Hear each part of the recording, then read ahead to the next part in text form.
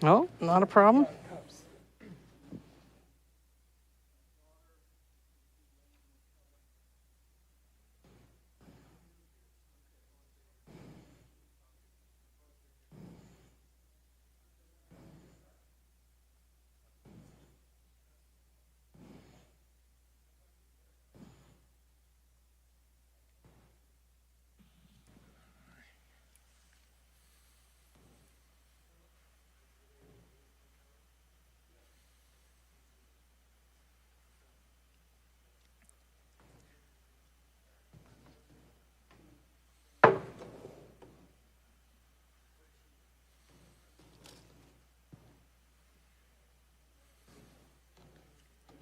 All right, good evening, everybody. I want to welcome everyone that's here physically, people that are watching on the live stream feed, and also people that are going to be watching this on tape on YouTube. Tonight we have a great night. We're going to learn about a lot about exercise from Ben Moushon. But first, we're going to have a cooking demo by my friend Paulette. But even before that, I'd like to just open with a word of prayer. Dear Lord, just thank you so much that we have the opportunity to come here and learn more about how to take care of our bodies. Thank you for that opportunity. And thank you that we can kind of be together, taste food together, share knowledge with each other. And please be with the people that are also watching this on live stream. And let everyone really get even more healthy, more happy, which is what you want for all of us, dear Lord. In your name, amen. So first, if you guys don't mind going over to the kitchen area, and my friend Paula is going to demo and feed us.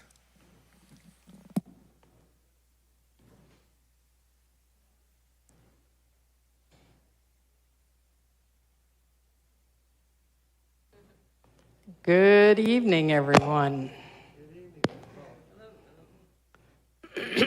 So what we're going to do tonight is a mock of, I don't know if any of you have ever heard of Senate soup.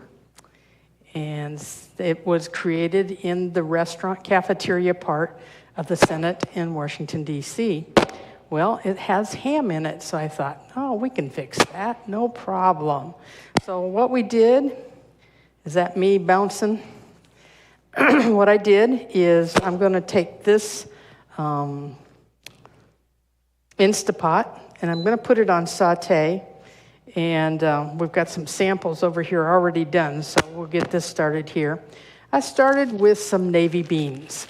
And these navy beans I put to soak this morning, so I would get the same thing as if you soaked your beans overnight. I've drained and rinsed them, and they're in here. And we're going to start by, I want to show you how you can do this really easy. If you don't want to chop the onions, go to the freezer section, get yourself some chopped onions.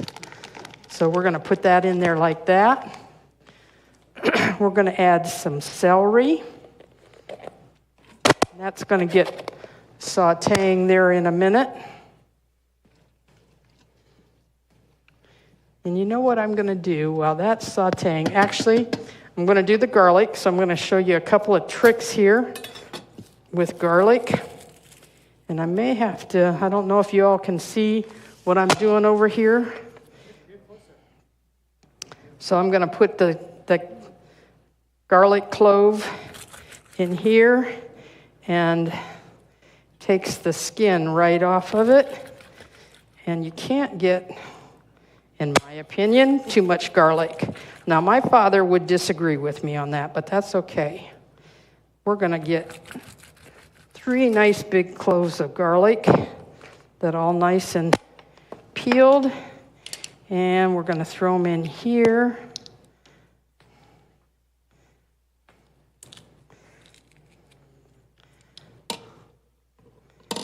And we're going to mince them up, put them through the garlic crusher.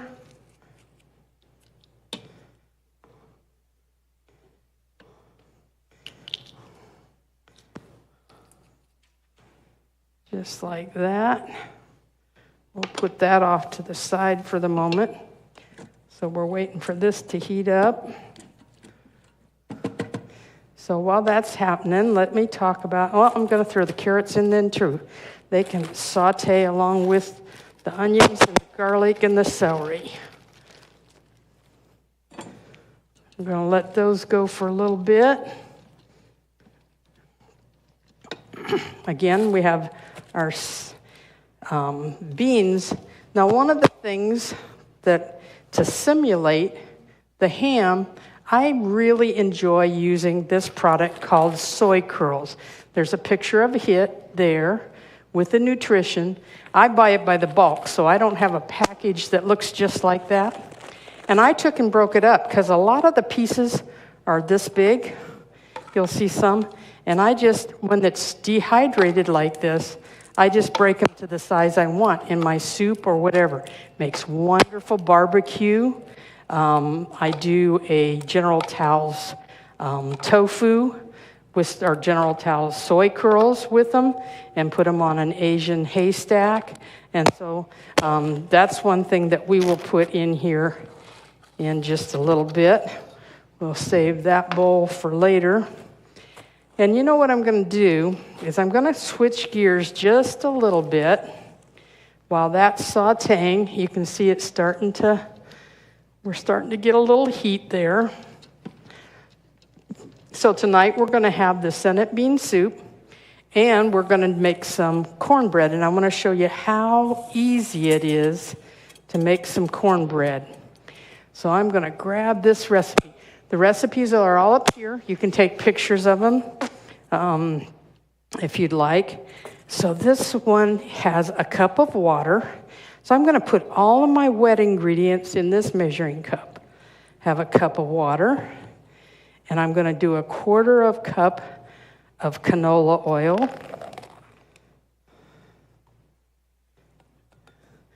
And I want to introduce you to another vegan product. Anybody tried Just Eggs yet?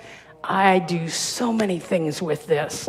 I make omelets and casseroles, but we're going to add it to our cornbread today.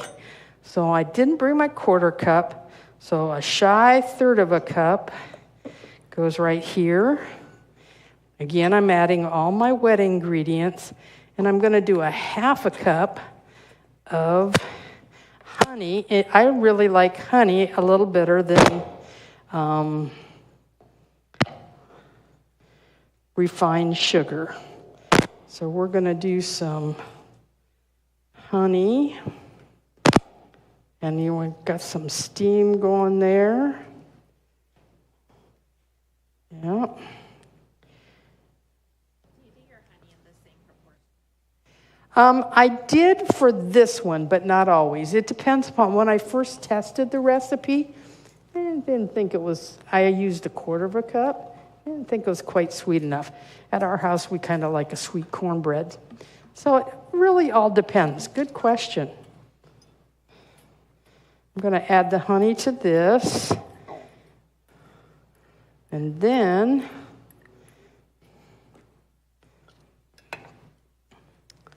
that's good. That's coming real good. Now I'm going to add my dry ingredients. So I'm going to do 1 1/4 cups of cornmeal. And I like to get a cornmeal that's a whole grain. You'll go into the grocery store and find a cornmeal that says enriched, which means they took all the really good stuff out of it and enriched it with some other stuff. So this is a medium grind cornmeal. It's a whole grain stone ground. So let's do 1 1/4 cups.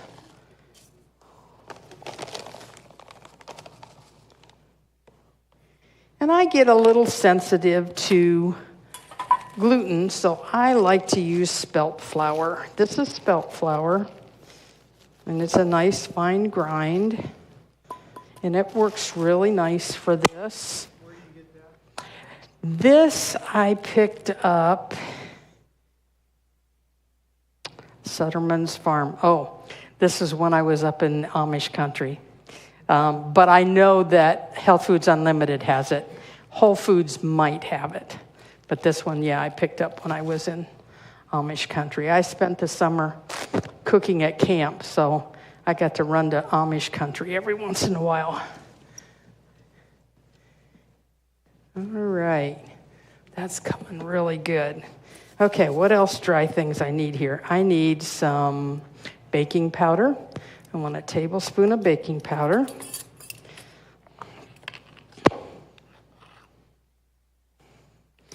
And a half a teaspoon of salt, and I like to use Celtic salt or Himalayan salt, but I have Celtic salt tonight. A lot of these things I get from Amazon. And then I'm going to add some flax seed to help hold it together. And I think we have everything. We've got the water, we've got the oil, we've got the just eggs, cornmeal, spelt flour, honey, baking powder, and salt and flax meal. So I had, this. Yeah.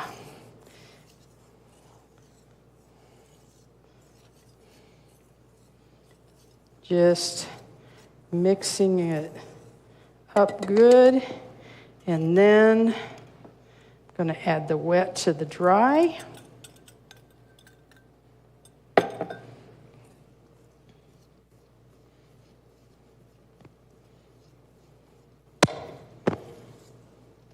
And then all you have left is to bake it.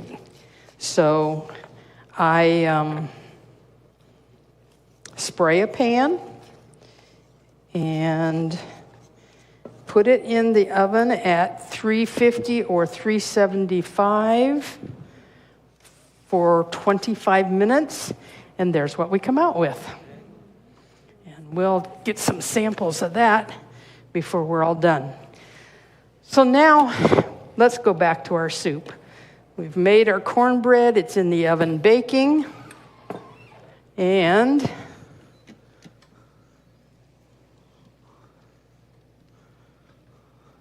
that looks really good.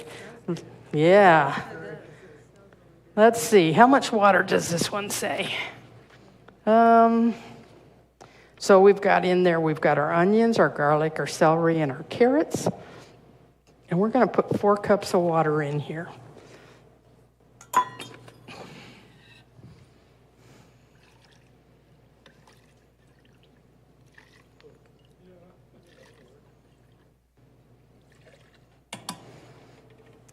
We're going to add our beans.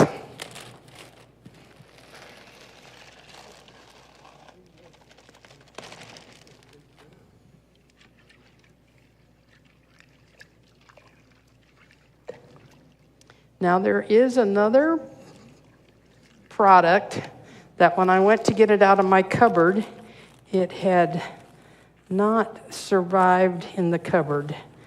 And it's a vegan ham flavored seasoning. I have only found it on Amazon. I haven't found it in any of the stores here. So, but what we're using tonight, which is on the recipe for that, is smoke flavor. So on the recipe we have some chicken style seasoning, and I put a recipe, I make my own. So this is a chicken style seasoning because I can add Celtic salt and I don't have to add as much salt as you might find in some of the other. So we're going to do a tablespoon. I'm going to do a strong tablespoon. Yeah.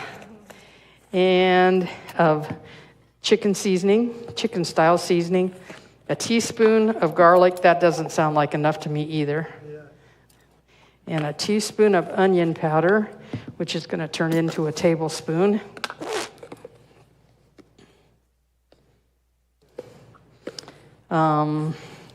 Salt to taste. I usually wait to salt. This one I waited to salt it until it was after it's cooked. 2 reasons. I know exactly how much I really want in it, but beans cook better if they don't have salt on them. So if they cook before you add the salt to them, they'll cook more tender. So that's 2 reasons why I do that. This right here? This is called a navy bean soup or a Senate bean soup. Yep. So what we're going to do is, the recipe says to rehydrate, but we have enough seasoning in here to rehydrate our.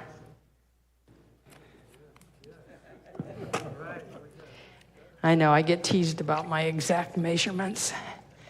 I'm a dump cook. And then we're going to just add, I'm going to leave a few of these up here, and you guys can just take a look at what it really is. Yeah, they have no flavor.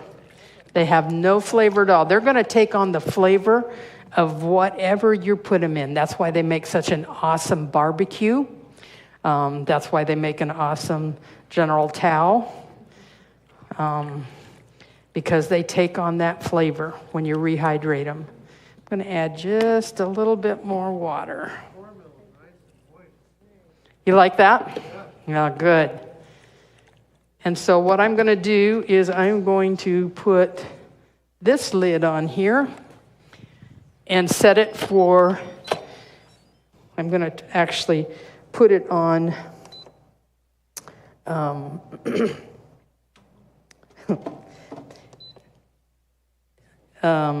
putting it on pressure cook, and I'm going to cook it for 18 minutes. I'm going to make sure that this is, and so that's how quick and simple. Now, if anybody would like some margarine on their cornbread, or if you like to dip it in your soup, that works.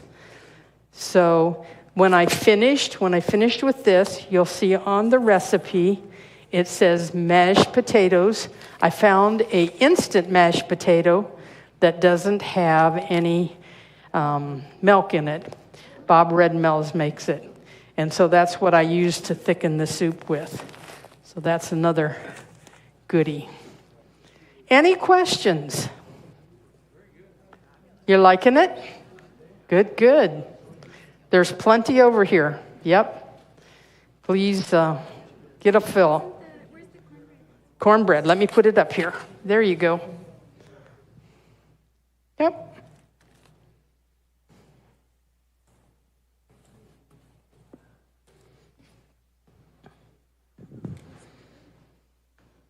Any questions? They're busy eating. There's a ton of stuff here. Yep. So if you want seconds, let me know. I'll give it to you in a fresh bowl. But you can have seconds or thirds if you want to. There's plenty here. Yep. Thank you, Paulette. You're welcome. Thank you so much. You're welcome. Very nice. I like the way you cook. As long as you're close enough, it's good. So what camp did you? Camp Mohaven. I was at camp. Yep. Yep. Are you?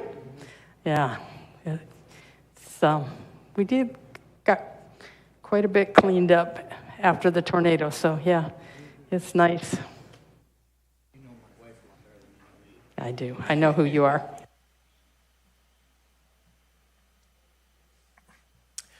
Okay, so now that our bellies are full, we can concentrate. So that was one of my friends, Paulette. I want to introduce another one of my friends, Ben Moushon. So Ben is a health coach. He works and is a coach at Orange Theory. Has anyone been to Orange Theory? Okay, it's a lot of fun, awesome equipment, really great environment to work out. Also, he's a multiple finisher of Spartan obstacle course races. So this guy knows a lot about fitness and how to get fit. So just welcome Ben. Thank you. Oh, look at that. They actually got my slides working. All right. Good evening, everybody. So again, my name is Ben, and I get to talk to you about something that I'm really passionate about, something that has led me in a completely new career path in my life, and something that hopefully I can help change your life a little bit with here as well. So a little bit more about me as I get going here. So, I actually started right across the street there at the hospital, right out of college, spent about 13 years working at the hospital in human resources, and then eventually through various circumstances found myself working in fitness. So I am the regional director for fitness for Orange Theory Fitness in Southwest Ohio. I work for an ownership group. We own about 50 studios total between California and Ohio, and I run the fitness operations here in Southwest Ohio with our 8 studios between Dayton and Cincinnati. Throughout my career, I've become an Orange Theory educator, so I am officially responsible for our corporate compliance. I visit all of our studios to make sure that we're delivering the fitness product the way that Orange Theory wants it to be delivered. I train all of our coaches, all of our fitness professionals on everything that we deliver. And so along with that, I'm a certified personal trainer through the American Council on Exercise. I'm kettlebell certified, water rower certified, TRX certified, fitness nutrition specialist. I love education and continuing to grow myself because fitness is constantly changing. There's no right or wrong way. There's just a lot of ways to do it. And metabolic conditioning is something that is a piece that goes along with that as far as like dialing in the fitness, nutrition, and training properly for some of the longer pieces of working out. So as we get dialed into it, we talk about what is exercise. And that's a variety of things. And one of the things that got me excited about coming up here and talking with you was, having grown up in the church, having grown up, working at the hospital, coming in here on Sabbath mornings, I recognized that there was really something missing. I'm well versed in the Adventist health message. I was raised in Adventist. My dad was a pastor. My grandfather was a pastor. We've been vegetarians our entire lives. And so the health message reflects our commitment to the body as the temple of Christ. And has anybody read the book, The Blue Zones? Nobody. All right. So there's a book called The Blue Zones, and it really highlights Adventism and its health message because it is a National Geographic search that a research project that extended about 10 to 15 years, and this was a while ago. But in that, they identified 7 groups or areas where people live where they have the largest population of nanogenarians. And so nanogenarians are people that live over the age of 90. And there was Sardinia, Italy, there was Okinawa, Japan, a lot of these areas where people are known for just like healthy living and fresh food and all of that. One of those areas was identified as Loma Linda, California. And they attributed that to the Adventist health message and just the eating lifestyle. But as I walk around and as I become more ingrained in the fitness world, I've noticed that there are things that are happening within the Adventist community that we take for granted because we have a very strong health message that relies on the diet aspect. But when we focus solely on the diet aspect, we tend to neglect a lot of things that wind up impacting us later on down the road. And that's why exercise is so important and why I consider it the missing piece of the health message. Because when we're all done here, what I hope that you can take away and see is that without healthy exercise to go along with your healthy diet, you're really not living a balanced life that allows you to have more life and extended life. So activity requiring physical effort.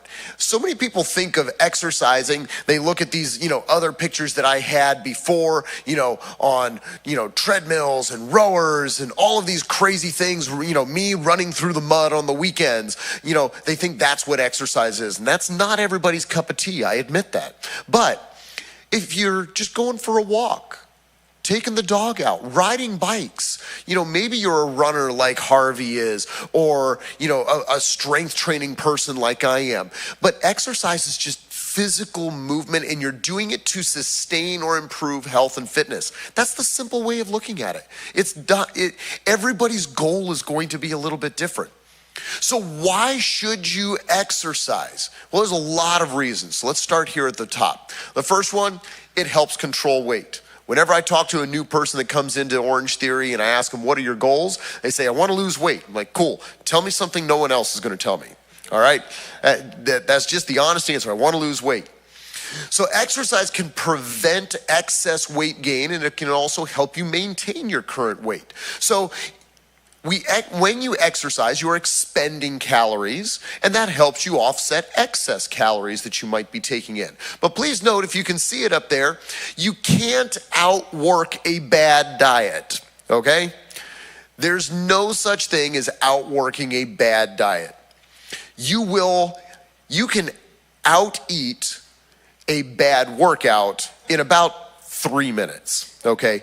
All right. So unless you are really working hard, it is not going to happen. So when you are working on your weight loss goals, your fitness goals, it starts with the diet that you have in your hands right now. That's fantastic.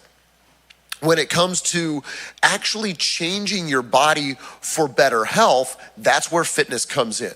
It helps you control your weight. The number one predictor of longevity is body composition. That is your fat and your muscle mass. And the lower your body fat percentage, the more likely you are to have an extended life. And that's where fitness comes in, because fitness helps you change your body composition. Even without changing the number on the scale, you can become stronger, changing your body mass and helping your body live a healthier, longer life. It also helps health conditions. There's a variety of health conditions that fitness alone, strength training, exercise, aerobic training, all help. It helps reduce your risk of stroke. I have had 2 members that have had a stroke in my studio. We've had to call the ambulance and have them taken away. The first one happened within the first 3 months that I had started working at Orange Theory Fitness. And the lady slowed down on the treadmill, had didn't know where she was. We didn't expect her to know what, to slow down at the time that she did. Her husband was there. He walked her out, sat down. We went through all of the protocols, and she was having a stroke, had a major stroke, was in the hospital for 18 days after her stroke, learning how to re-walk and hold things and speak. She didn't know where she was for the first 48 hours, couldn't recognize anything. Within 6 months, she was back in the studio on the treadmills, and they said that the number one reason that she was able to do that was because of her fitness. A year later, she works here at Wright Pat Air Force Base. She was in the Air Force at the time. Her next year, a year after having a stroke, because of what we did with her at Orange Theory Fitness, she passed her PT test with her best score ever after being in the service for 20 years. So she has a stroke, comes back a year later, and has her best PT score in her 20-year career. A metabolic syndrome, it helps all of those things that are causing you issues. High blood pressure, type 2 diabetes, many types of cancer wind up getting fought off just by the fact that your body is strong enough to do it. Arthritis, it helps with falls, and we'll talk about some of those others a little bit more. I can tell you that one of the main reasons that got me into fitness was when I was working at the hospital, sitting at a desk, human resources, 8 hours a day, age 33. I go in, get my annual checkup. The doctor tells me, you are pre-hypertensive at age 33. So for those of you that don't know what that is, that means high blood pressure. Okay? And he told me you can not do anything about it, and within about 2 years, we'll put you on some blood pressure medication, or you can do something about it, diet and exercise. Well, I immediately decided that exercise was going to be my route and started running, started working out a little bit more, and then a few years later, I wind up in fitness altogether. And I have multiple stories of members who have come in, and they come in with a list of medications that they're on, and their doctors help. And through their fitness and exercise routines, they wind up eliminating all of those medications. It helps improve brain function, your ability to handle stress. Your body, when it goes through the workout process, it releases all kinds of chemicals and endorphins through your brain. And when it does that, it helps you with your cognition and your memory. It helps you with depression, with anxiety, with dementia. All of these things through the brain function that occurs through exercise, it helps you improve in a variety of areas. Physical fitness helps reduce your risk of injury. How? Because now you're stronger. You're able to react a little bit more quickly. You have improved balance and coordination, so you're reducing your risk of falls. You have reduced pain, because a body at rest will stay at rest eventually. A body in motion stays loose, it stays mobile, it greases the joints, everything stays in a healthy spot. Your increased mobility and your increased strength help you long term. It is not just about what I can do right now and how much can I bench press or how fast can I run right now. It's about what you're getting out of it long term. Every year your bones restructure just a little bit.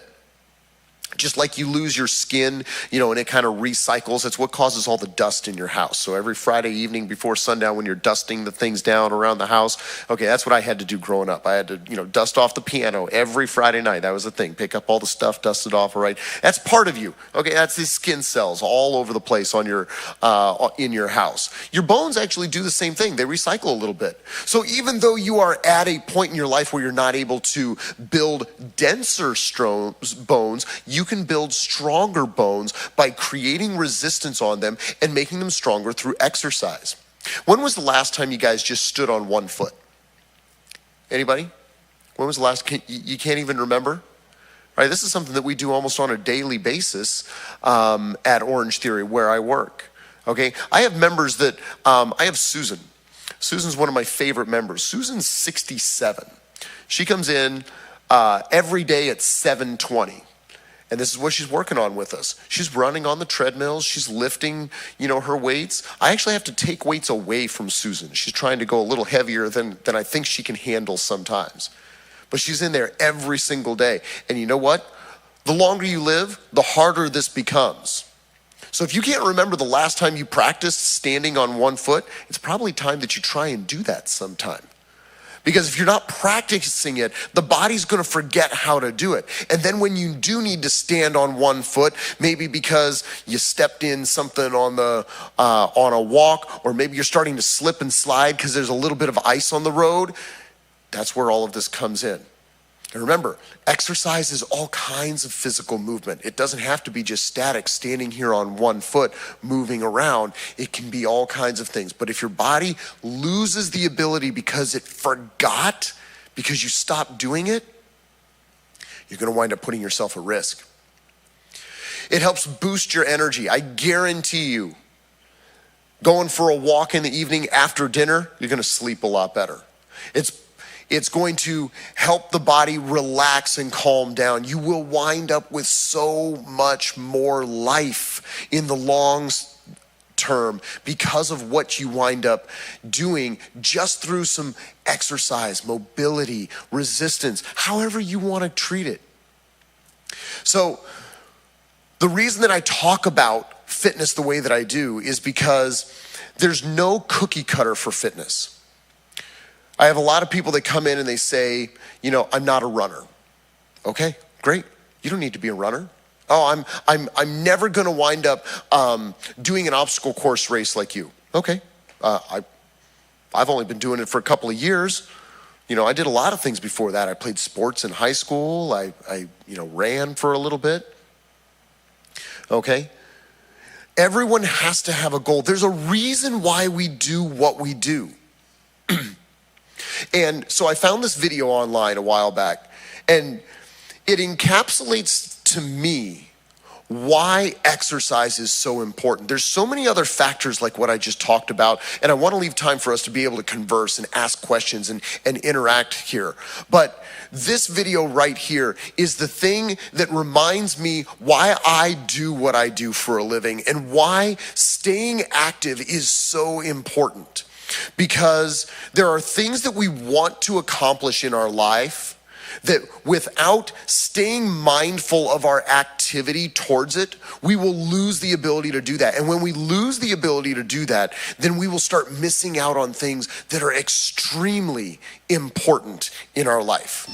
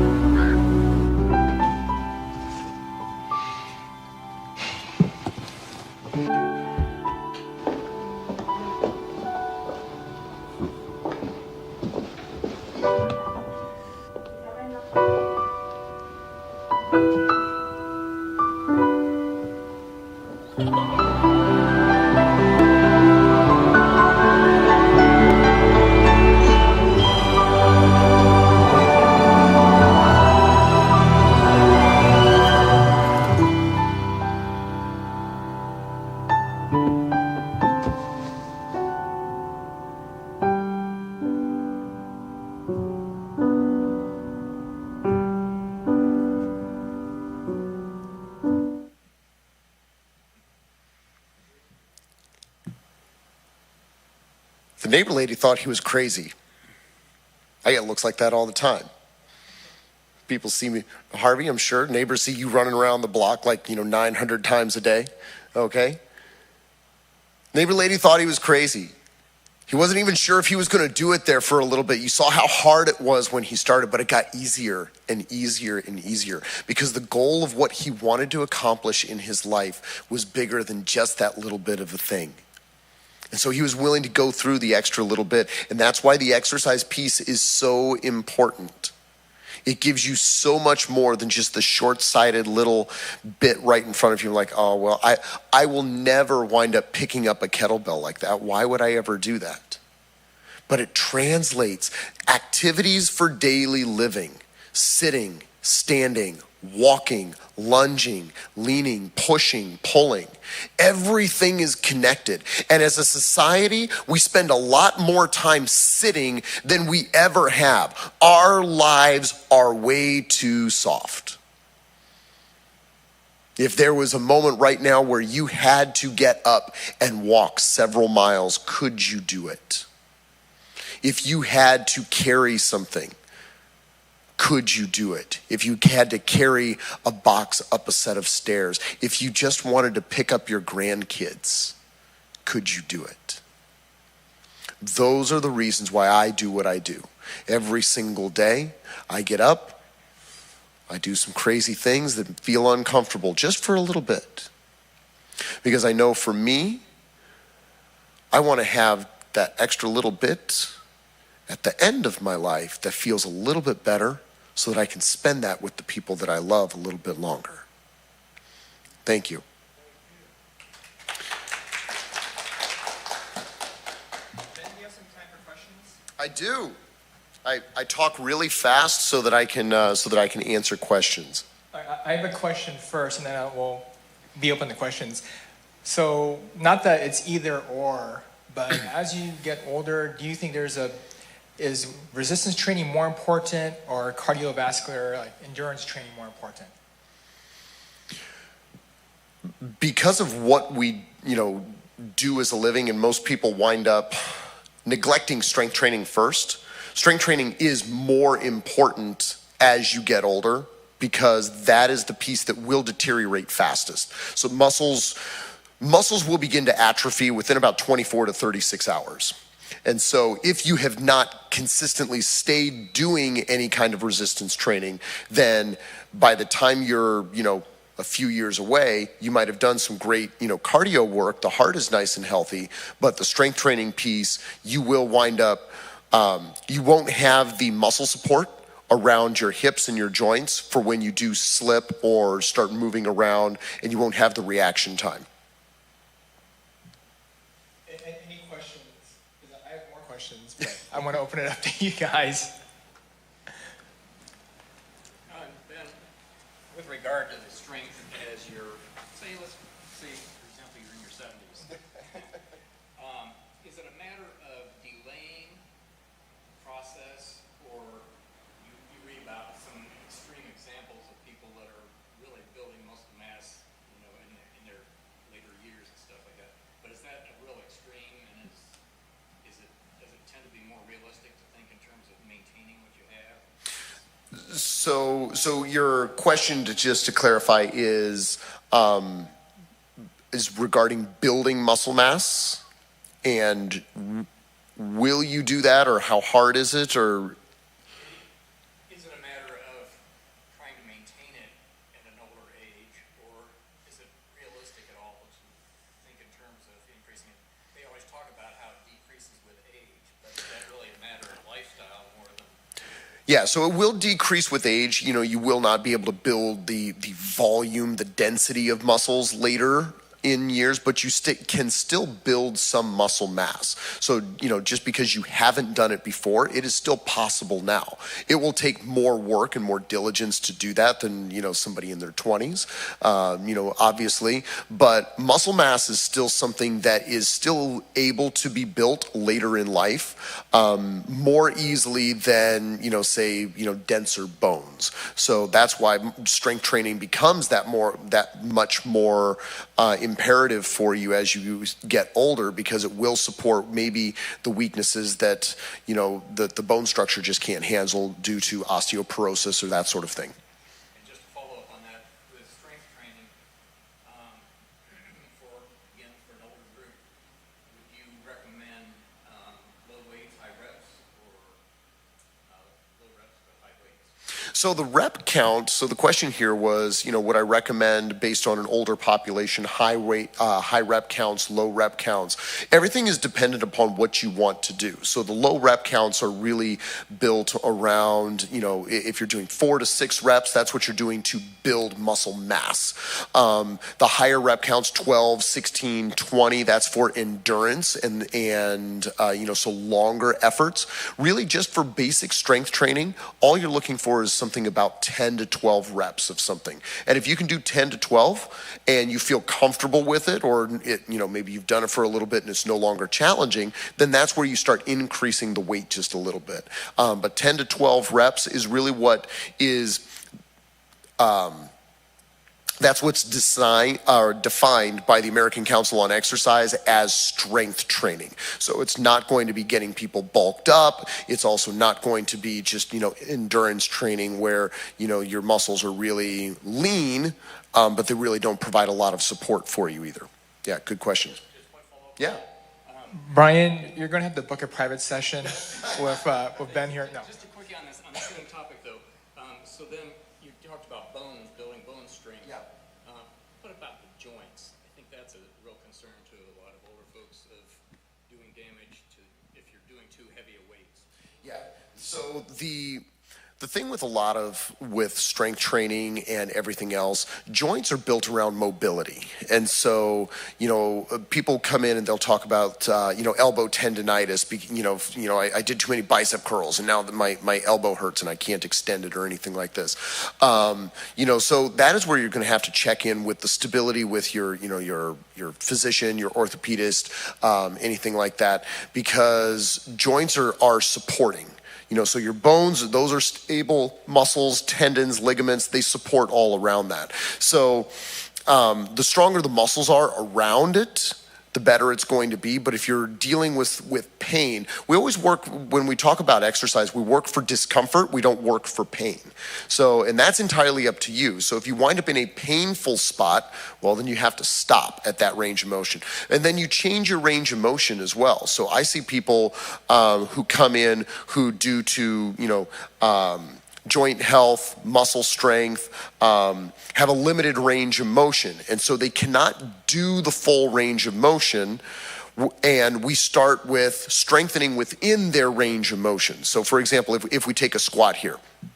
So I'll have people that come in for a session and, we'll do a squat.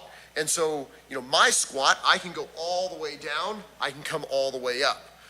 Really what we look for is about 90-degree bend in the knees, right about here. I have people that will come in and they will start right here. But we're going to get stronger just starting right here. Those joints are going to start doing things that they aren't used to. Over time, maybe it drops down just a little bit more. And the thing that most people get carried away with is they think that they need to see instant results, and you're not going to get instant results. Strength training, exercise, fitness, just like a diet, it's a long-term thing. You can't go on, you can't have salads for 2 meals and skip breakfast and then be mad that you didn't lose 10 pounds in one day, okay? Look, these guys running the cameras back here, they're the only ones that are able to do that, okay? They're, teenage boys, they can drop 10 pounds overnight and then they're fine the next day when they eat a whole pizza for lunch. All right. So start with baby steps and work your way through. It is okay to have a limited range of motion, but keep working through it and challenging yourself to get through. And that's the best way to go through, not only working through any joint pain, but also increasing the mobility in that joint as you go. Anyone else have a question?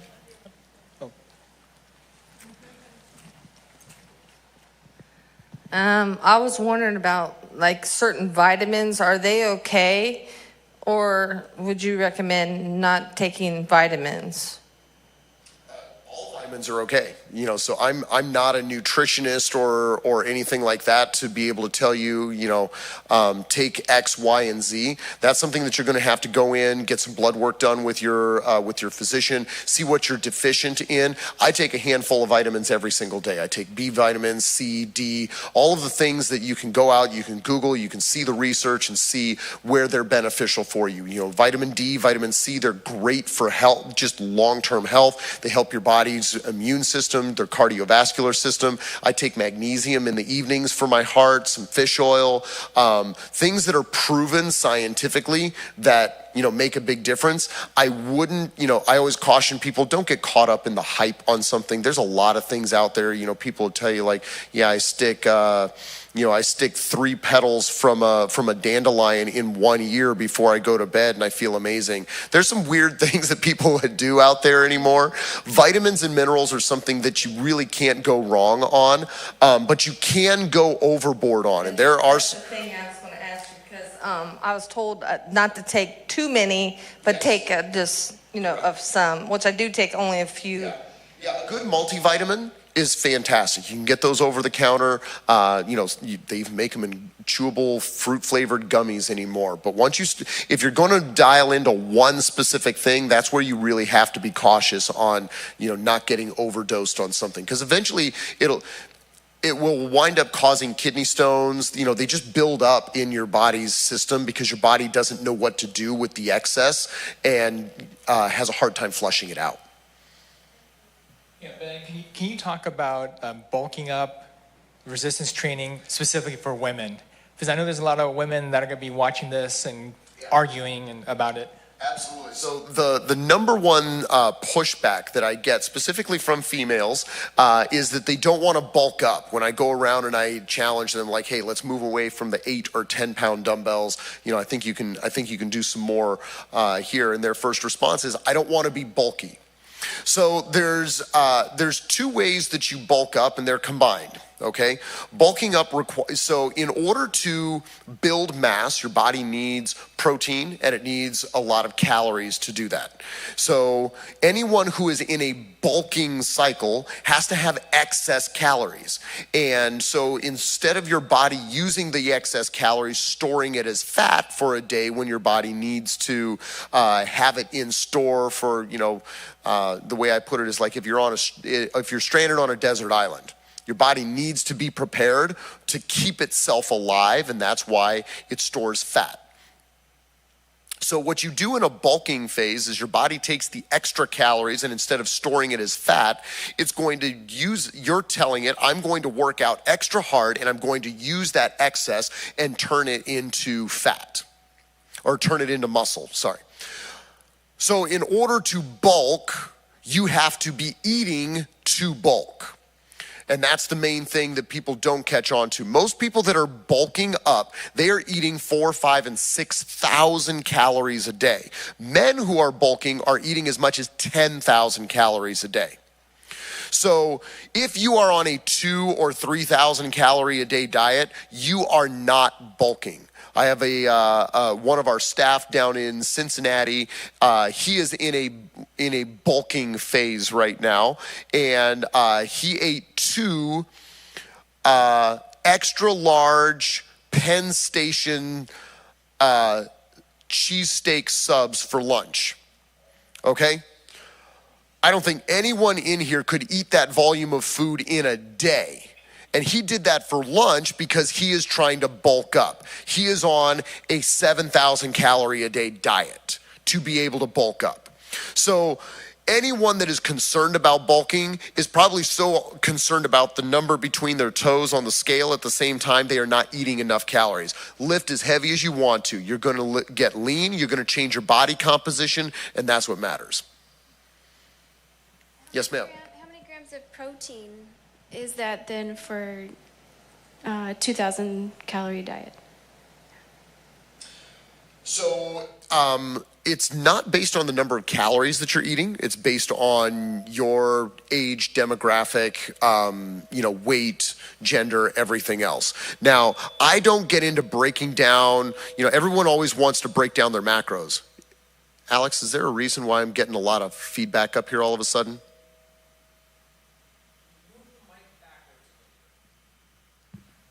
Yep, there we go. Oh, maybe that's it. There we go. All right. So there's a couple of things that go into breaking down macros. Okay, so macros are your, fats, carbohydrates, and sugars in your diet. Okay, and there's a whole bunch of other things. Everyone's body composition processes all of those things differently. So for me to say that it's, for you, it's going to be anywhere from 0.4 to 0.6 grams of protein per pound of your body weight is one of the go-to algorithms for calculating how much protein you should have. But for me, I weigh 170 pounds. So that means if I want to build muscle, that means I need to be 0.8 grams of protein per pound. So I'm looking at roughly 140 grams of protein per day is what I should be getting. Okay, as an athlete, as a physical endurance person. Okay, I was raised a vegetarian. Okay, those of us that are vegetarians in the room, we know we live on carbs. Okay, we are pasta and bread heavy. That's how we live our lives. We're happier for it. So I never, if I get 65 grams of protein in a day, I actually spent a lot of time getting protein in. And I also eat dairy, milk, and eggs and cheese at the same time. So I'm not going out and getting a lot of protein, and I've actually done scans and analyses on myself. I have a system that breaks down how my body uses and burns fuels. Your body uses carbohydrates and fuel and fat as fuel. And I am what's called a carbohydrate tolerant athlete, which means that the majority of my fuel comes first and foremost from carbohydrates, and I am very non-reliant on fats as a fuel source. Other people are fat adapted athletes, where they need a high volume of fat and protein in their diet as their number one fuel source. So if you're going to sit down and break down like this is what I should or shouldn't be doing, you should first and foremost get a body scan, get a metabolic analysis done, and then sit down with a nutritionist to break down what that's going to look like. But for most people, I don't tell them to worry about it. When your body tells you what it's needed, our body is such an amazing piece of equipment. It will tell you what it needs, and your brain translates that into something that it knows is available in the environment. So for instance, if you have a craving for something, let's say you have a craving for salt and vinegar potato chips, okay? I have been in situations where I get done with an event, with a race or a workout or something, and I'm craving something really salty, man. Oh man, potato chips and salsa sound really good right now. Why? Because my body is missing electrolytes. It's missing sodium, okay? My body tells my brain we need some sodium. We need some electrolytes in the body, because otherwise we know we're going to cramp up and it's going to be a bad day tomorrow. My brain goes, hey, you know what has a lot of sodium in it? Potato chips. Let's go get some potato chips. So listen to your body's cravings and then start interpreting those into what could that be that my body needs. Maybe your body is saying, hey, I need chicken wings. Oh, hey, guess what? You probably need some protein. Let's go get a protein shake. Let's go get, some peanut butter, whatever that might be. But those are the types of things that I've learned over my, just in my personal interactions with myself, to listen more acutely to what my cravings are, and that will tell me what my body is needing to either repair or grow or sustain what I'm doing. Does that help? Does that answer your question? So two questions. First one, in the world of social media, where people, there's an interesting study where people look at people that have got fit, lost weight on Instagram, and half the people are inspired, and half the people actually get more depressed. And also, you're talking about you do Spartan races, and people are just like, I can never do that. How do you approach people that are demotivated? They're motivated enough to come see you, come to the gym, but they're really almost scared to actually commit to go take the next step. How do you deal with that? And just human psychology at the same time. So, I have people all the time that say like, oh yeah, well, I'll come and I'll try out Orange Theory after I get in shape. That defeats the purpose. Every day when I walk in, there are people of all shapes and sizes. I coach people that are power walking at 2 miles an hour at the same time that I'm coaching people that are running at 15 miles an hour on our treadmills. I have people that are lifting 5-pound weights and 50-pound weights.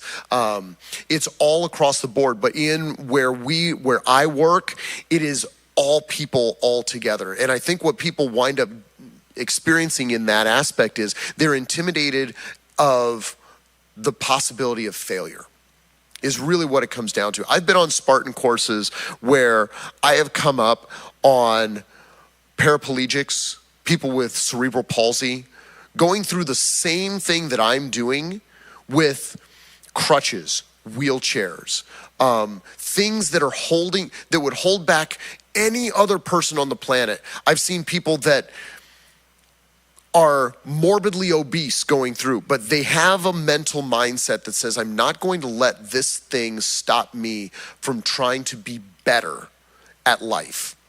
And that's the number one thing that I do in my job is try and breathe inspiration and motivation into where you currently are to come in and try and be just a little bit better today. And once we break that cycle of sitting still and saying, I can't do it, I won't do it, then we get you into the habit of I will and I can. And now we repeat it. And then over time, we see little changes happening, and little changes turn into big changes, and big changes turn into momentous outcomes long term. But it starts with just one step down the road. And so for the people that are having a hard time where they look at like, hey, I can't get to that spot. I've seen the stories of some of those people on Instagram. And yeah, they are here now, but there's a couple of them that I see and they repeatedly post, here's my story, 10 years ago I was here and I was 100 pounds heavier. And now I'm this influencer that you look up to. But remember, I started where you were at. I started with high blood pressure sitting at a desk 10 years ago. And now I'm running a region with the number one fitness product on the planet. So everyone has to start somewhere, and you don't have to have started as a college athlete or high school athlete. You don't have to have started any. Shoot, you may not have ever picked up a ball, kicked a ball, or run a mile in your life. Today is the day where you can start, because until you're 6 feet under, you've still got time to start. Questions? Indoor, outdoor.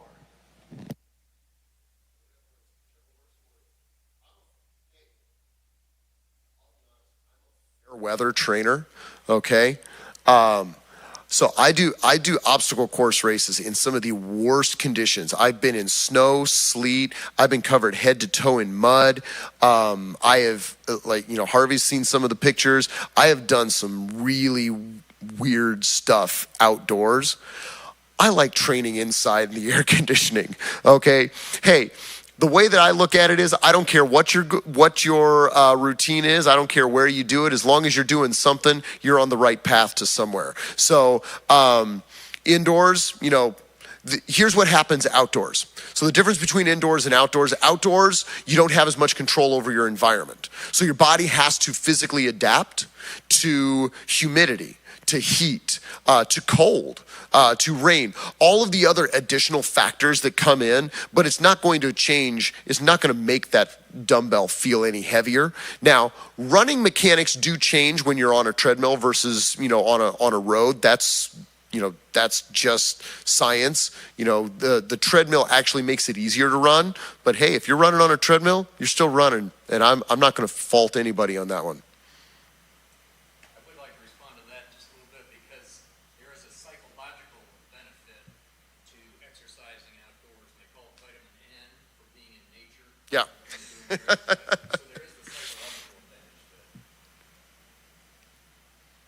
Oh, we got one in the back.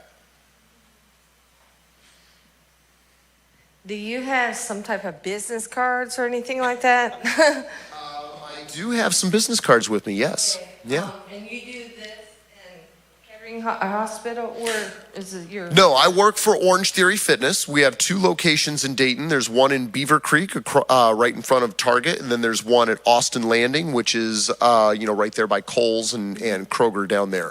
So I manage both of those locations. I've trained all of the staff, and I hire people with like minds. But you will see, every single person here looks like somebody that I saw in class today. I coached 2 classes, had 19 people in each one, and had people all over the place. But yeah, that's where I work, because and I will tell you that cost wise, you're getting a certified personal trainer, and we do group fitness, so you get to come in and you get to work out with other people. What does it cost? I can talk with you about that one-on-one. Yeah. I will tell you, it's cheaper per session than if I worked out with you one-on-one.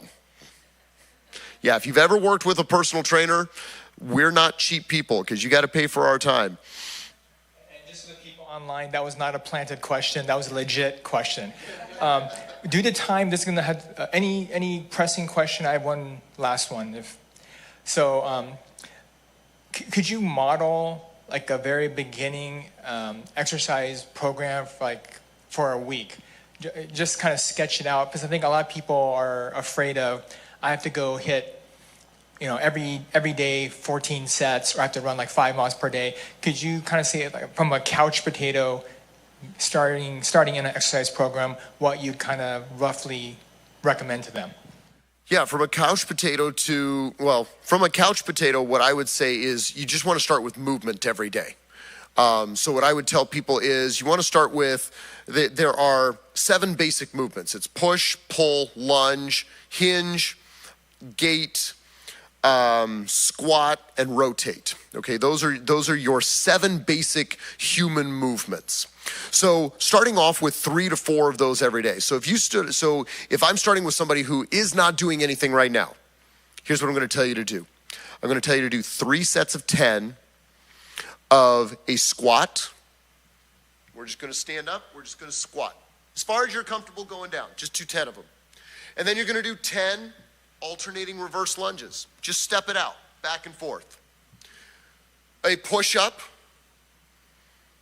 A hinge. So a hinge is where we hinge at our hips. We reach for our toes. A hinge. Okay? Do those 4 things. Do 10 of them 3 times. That's all. You'll be done with that in about 15 minutes. You can do that while you're watching TV. Okay?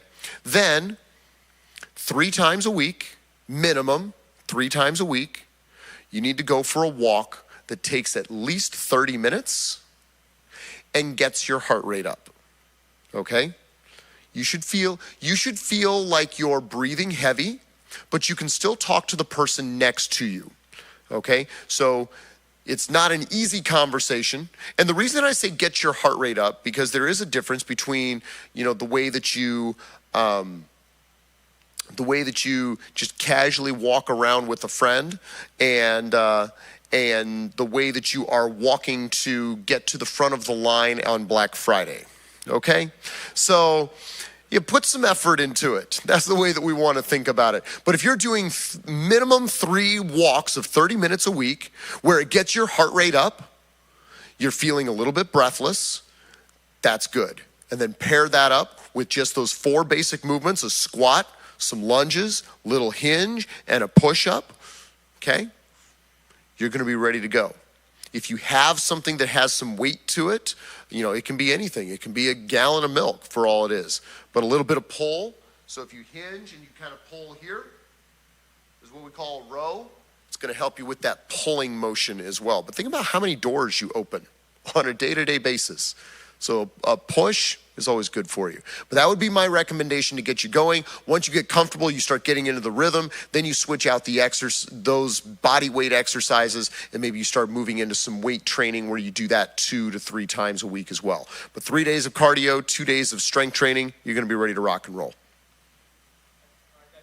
That sounds awesome. That sounds very doable. All right, we're at the end of our time. I want to thank Paulette for a cooking demo. That was awesome. And then I want to thank Ben for just taking his time and sharing his knowledge. Thank you, everyone.